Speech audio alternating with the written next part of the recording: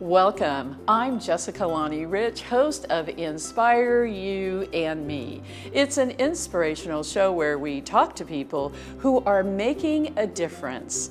On this week's show, we have the 2021 Teacher of the Year, Kwee, and cultural innovator Jonathan Mack and his daughter, artist Kaiya Mack. And be sure to stay tuned for the Animal Lovers Clip of the Week. We'll have all that and more, and we'll be back right after this. 5914-777. Shoot-a-wah. Who's got the best deals in Vegas around? Who's got the best job? Shoot-a-doo. Call 5914-777 today. Vacations Hawaii. Vacations Hawaii. Vacations Hawaii. Good luck, we go play. 5914-777 today. Good luck, we go play.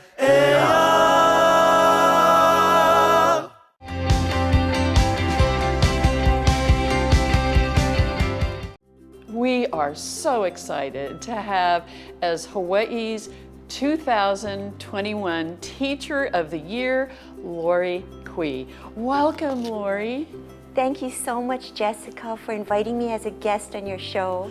Lori, let's talk about everything that led up to you receiving the 2021 Hawaii Teacher of the Year. I've been teaching at Alawai Elementary School for 20 years. Oh my goodness! I first started at Alawai while I was at University of Hawaii as a part-time reading teacher, and I found myself in full circle back at Alawai School where my mother once taught from and retired from. So it's a full circle of love. Oh my gosh, that certainly is. And that is, I didn't know the backstory that your mother taught there as well. And let our viewers know what grade that you teach. Right now I'm teaching third grade.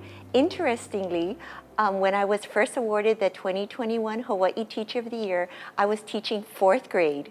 However, before the school year started, my principal asked, would I please help in third grade? And of course, I'd go where my team needed me. So now I'm a third grade teacher. So people are quite confused. Am I a fourth grade or third grade teacher? So I just say, I'm an elementary school teacher who loves wherever I am.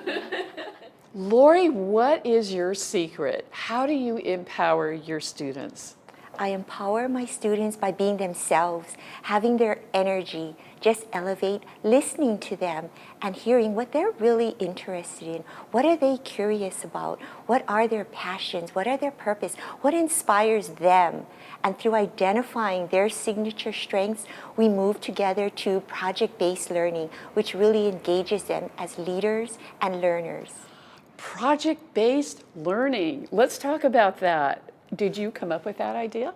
That was taught to me by the late Joyce Luca, who was our Kaimuki McKinley Roosevelt Complex science teacher. And she was such a mentor and inspiration to me, teaching me to apply the 21st century thinking process skills with my students. And she generously supported myself and our students through all our projects with the Vaquita Porpoise, our bully prevention, our kindness project, and our Share Aloha extension. Lori, share with us about some of the projects. So through the kindness project, the students had collaboration and ideas on, I invoked, what are you most curious about? What are you passionate about? What's happening in your lives? And they identified 3 areas in their STEM project that significantly impacted them. And one is, how can you manage loneliness during physical and social distancing?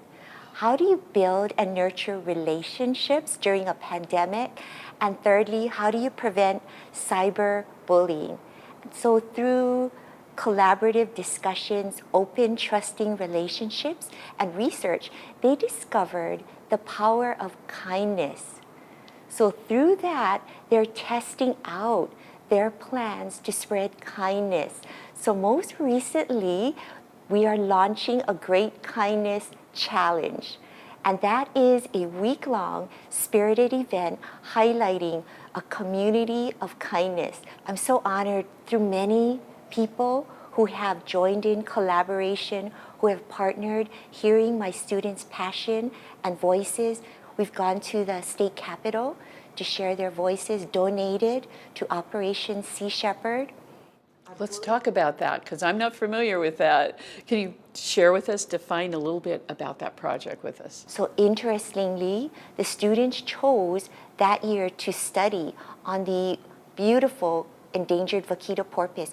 At that time, there were only 70 left in the world, and they are endemic to the Sea of Cortez.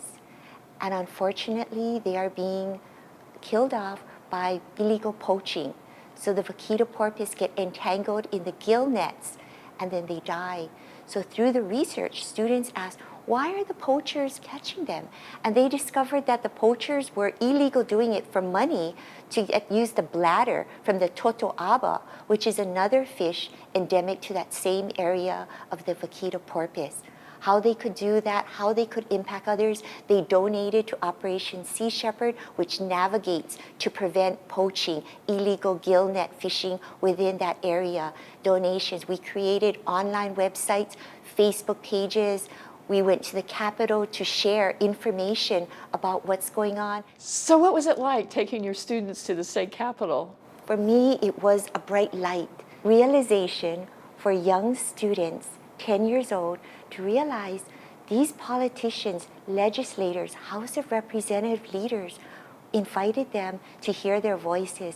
And a peak moment for myself and my students were in the gallery. They were announced by Representative Scott Nishimoto and their project.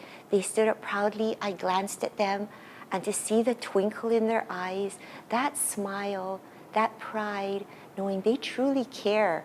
How did you feel when you got the news that you were the 2021 Hawaii Teacher of the Year? In a virtual setting, I was stunned, surprised, and very, very humbled and honored for the privilege. Lori, what's the next step for you after being named the 2021 Hawaii Teacher of the Year? In 2021, we will partake in the National Teacher of the Year invitation ceremony at the White House, hopefully in the summer. Due to COVID, there's some restraints now, as originally it was planned for May, the first week with Teacher Appreciation Week. But I'm really grateful that they would like to extend a real face-to-face experience. So hopefully, once COVID is manageable, we're able to travel up and meet all the Teachers of the Year, as well as our new president and vice president. You just mentioned COVID. How did COVID affect teaching your students? COVID definitely has uprooted some challenges, but at the same time brought bright lights of the power of human connection to adapt. And amidst the pandemic, educators adapt with huge persistence and innovation to connect with all our students, all our parents, with loving support and providing excellent learning opportunities for them all. The name of our show is Inspire You and Me. What inspires you? What inspires me most is excellence, hard work, and kindness in people. So kindness is passionate, committed, and loving dedication to your purpose, to the craft, loving what you do, so your energy just synergizes to others. And I'm inspired by positivity, hope, and resilience. Kindness is a character trait I value that enhances our social relationships and enhances cooperation with ripple effects to our health and happiness. And people inspire me, my family, my friends, my colleagues. I'm inspired by my students who courageously use their voices to share their passion and their purpose as activists in community service. Lori, thank you so much for being a guest on Inspire You and Me. You have certainly inspired me today, and I hope and I know our audience as well. Thank you so much. Thank you so much, Jessica. You inspire me. And thank you for your leadership and just doing bright, amazing, extraordinary things for others. Thank you so much.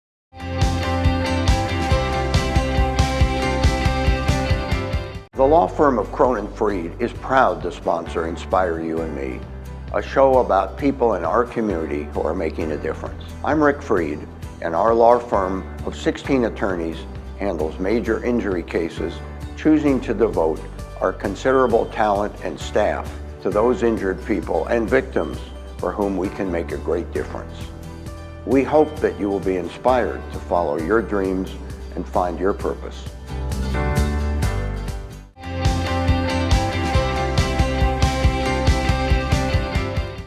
We are so excited to have as our special guest on Inspire You and Me. He is a culture innovator, and we also have artists.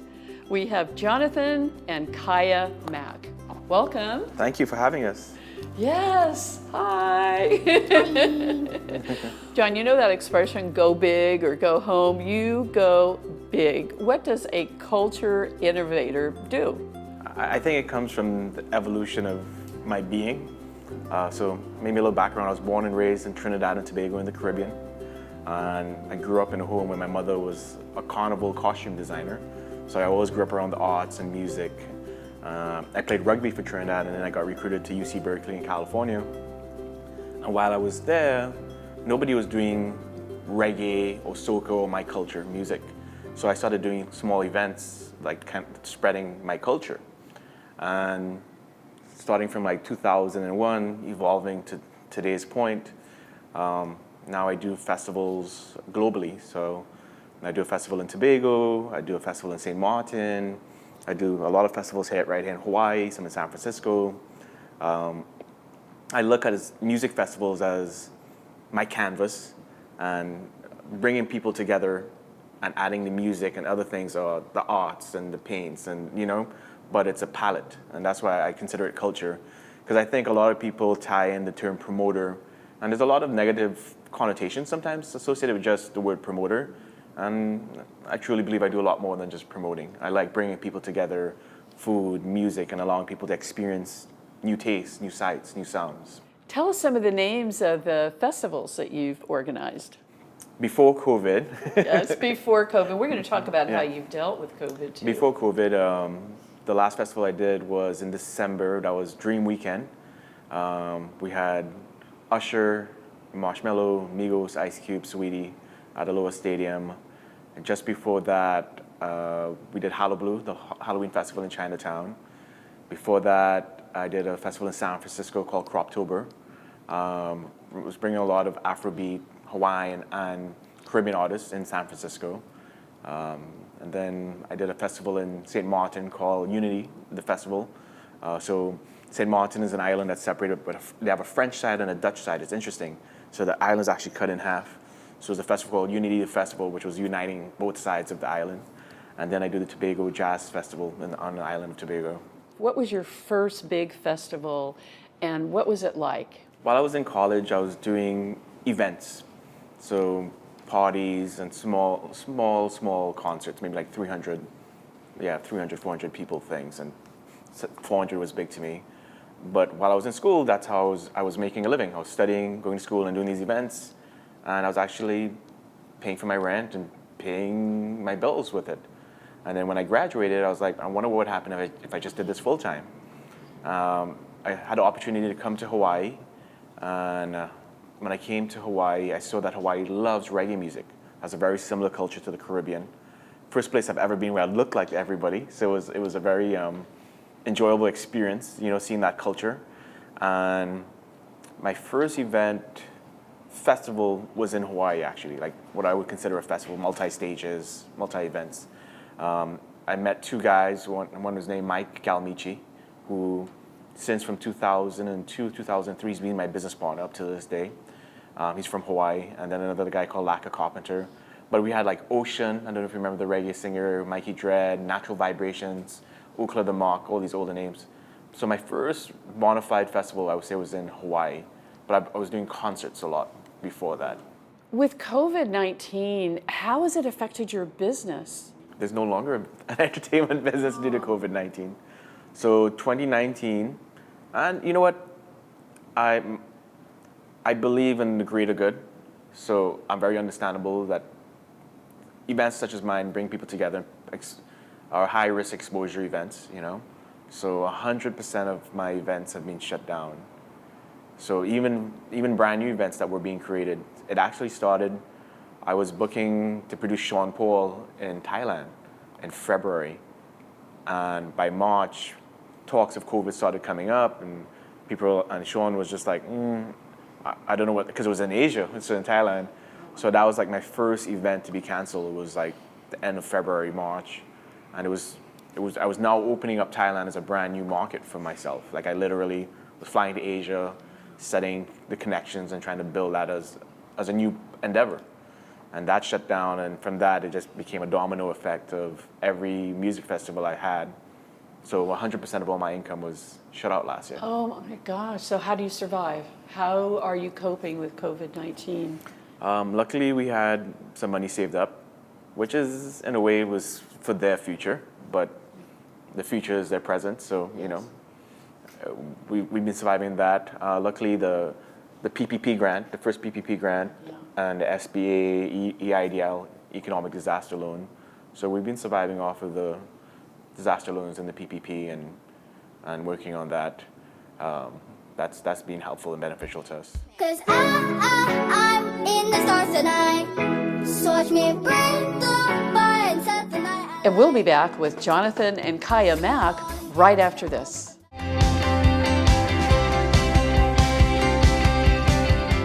It's the simple things in life. A familiar place, a familiar name. Let me take you there. Come with me and rediscover eggs and things. La la la la la la. Eggs and things. Taste and quality.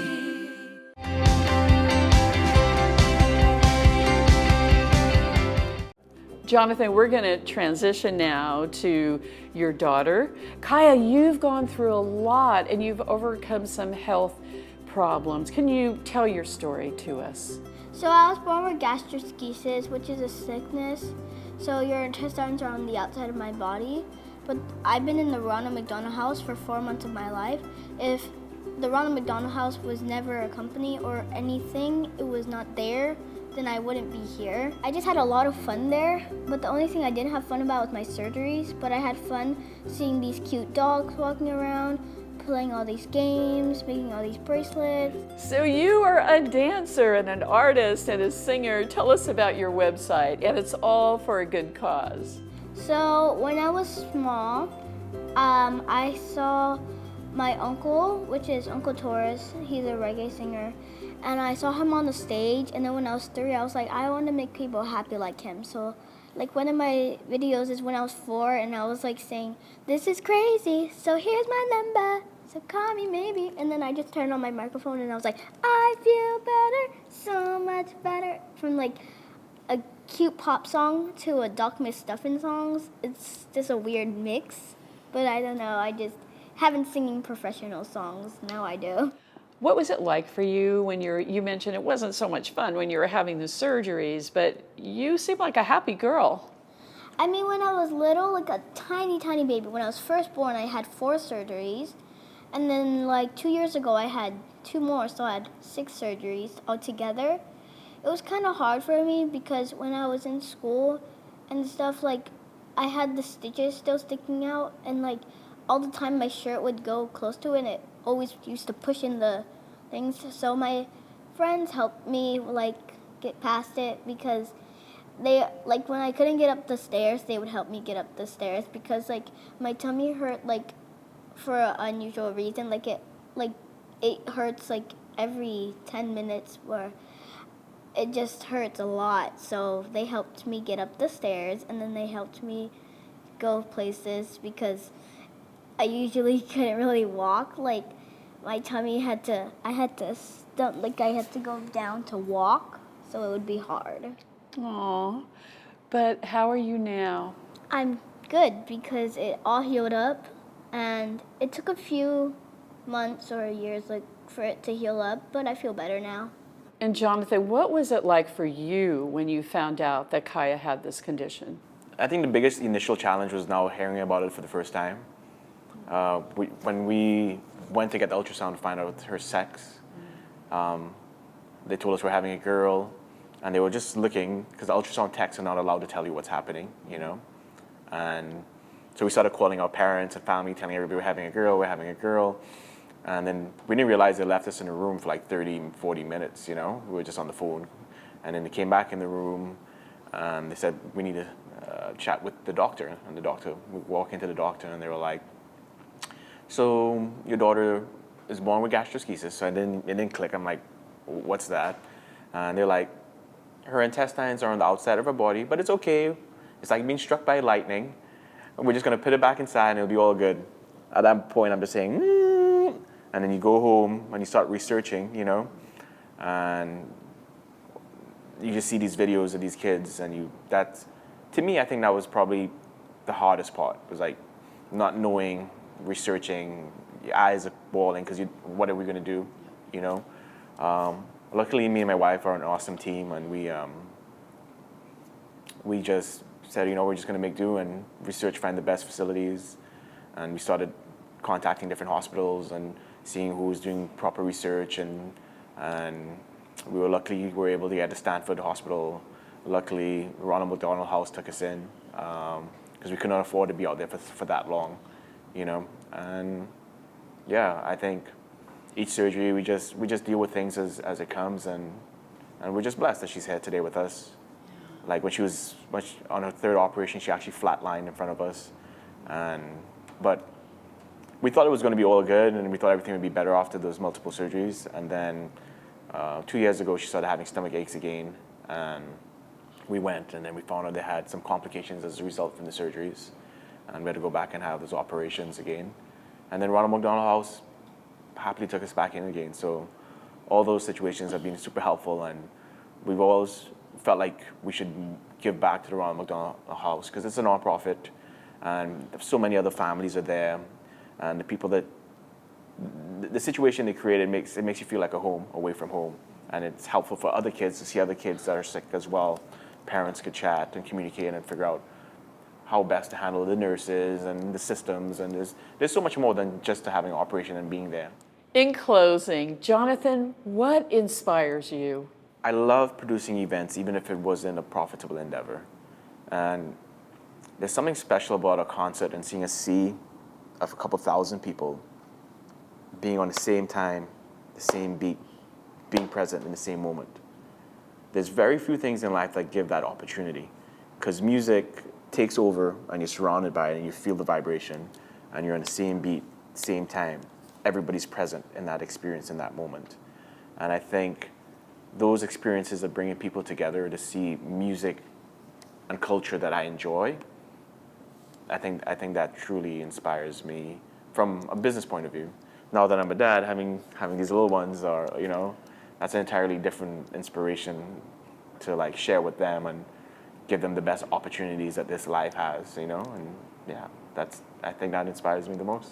And Kaiya, what inspires you? What inspires me is all these artists, so especially Taurus Riley, because that was the first artist I ever met as a reggae.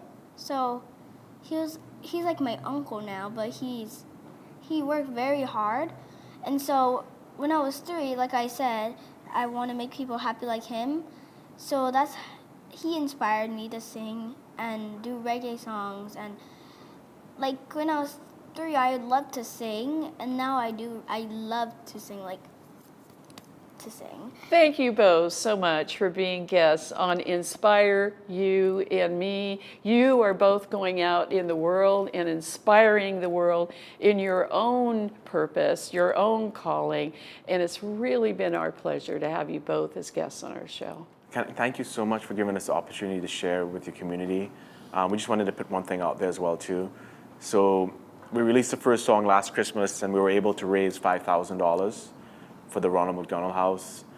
We're trying to use the music as a catalyst, as an engine to help educate people about her condition and help Ronald McDonald House raise funds as well too. So her goal this year is to raise $10,000 for the Ronald McDonald House. So if it's possible, if people could go to KaiyaMack.com, KaiyaMack.com, and if you could help donate to the Ronald McDonald House charities, the money goes directly to them. It's on their charity website. And if we could try to hit our goal of $10,000, it would be a blessing, because it's going to help families here in Hawaii and in San Francisco. Thank you, Kaiya, and thank you, Jonathan. Thank you so much. Thank you. Blessings.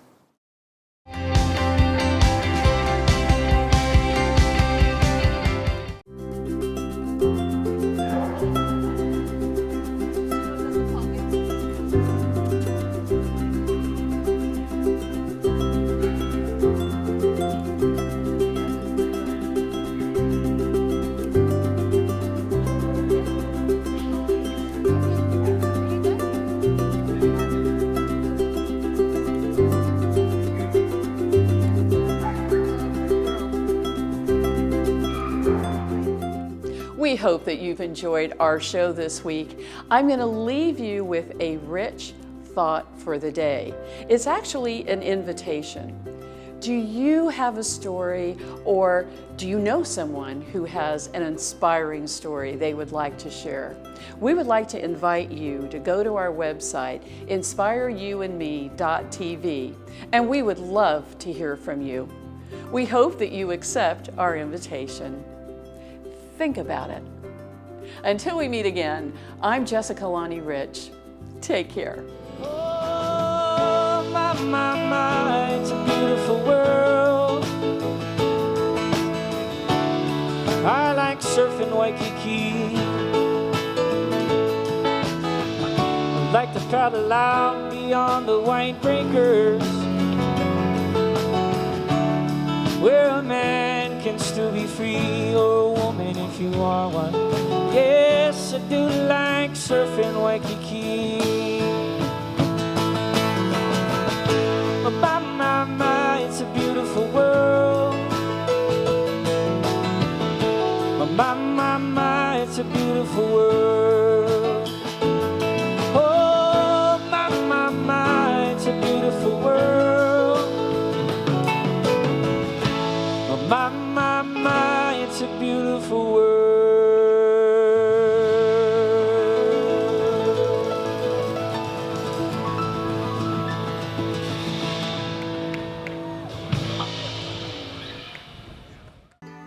The hardest thing in life is letting go of a loved one.